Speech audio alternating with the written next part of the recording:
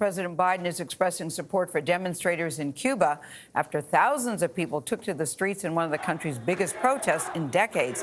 They are angry over the worsening economic crisis on the island. Now, this comes as the Biden administration reviews its policy toward the communist nation, including whether to ease or maintain economic sanctions.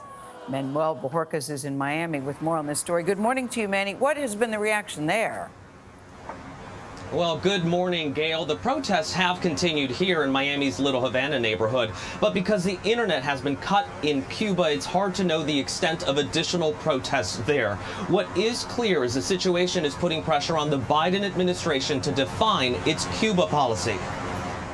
We call on the government of Cuba to refrain from violence or attempts to silence the voice of the people of Cuba.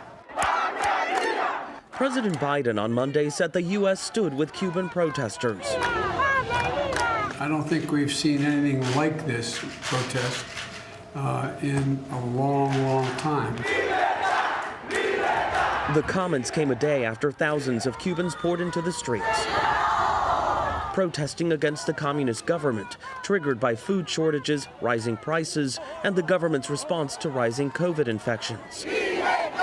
Thousands in Miami have joined in solidarity. Havana-born Damir Perez came to Florida a decade ago and says he's optimistic the protests will fuel change. We've been fighting this fight for a long time now. We have never seen it in 62 years of dictatorship in Cuba.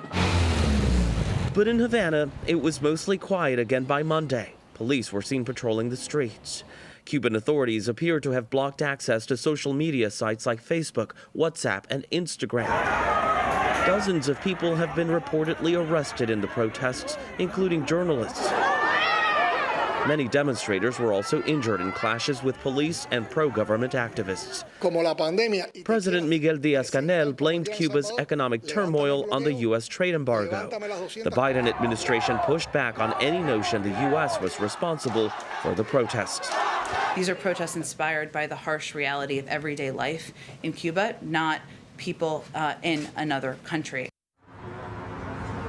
One indication of the mounting discontent in Cuba is the uptick, I should say, in the number of migrants arriving here in Florida by boat, risking their lives despite no longer having an automatic legal pathway to remain in this country.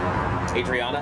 Manny, thank you. You know, one of the things people were chanting, the protesters in Manny's piece, was Patria y Vida, which is homeland and life. And that's a play on the communist slogan, Patria or muerte, which is homeland or death. So people are saying it's not enough just to have our homeland. We need to live well. Yeah. You've been there. Yeah, I reported on the normalization of relations in 2014 and 2015 for CBS.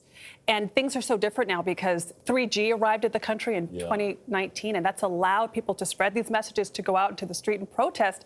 That's also why the government's cut the internet in response.